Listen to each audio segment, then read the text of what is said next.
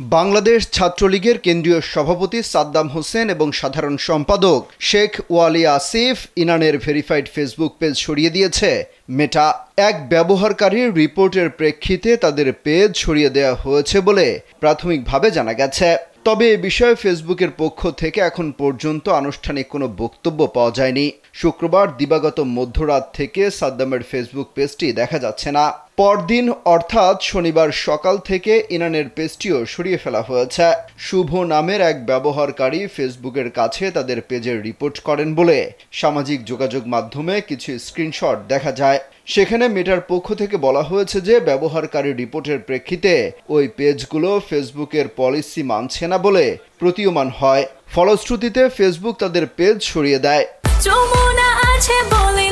Jamuna refrigerator, খাবার fresh তো life জম্পেশ। জানা গেছে সাদ্দামের পেজে 6,29,000 এবং ইনানের পেজে 2,32,000-এর বেশি অনুসারী ছিল। এ বিষয়ে কালবেলার পক্ষ থেকে সাদ্দাম ও ইনানের সঙ্গে যোগাযোগের চেষ্টা করা হলেও তাদের কোনো বক্তব্য পাওয়া যায়নি।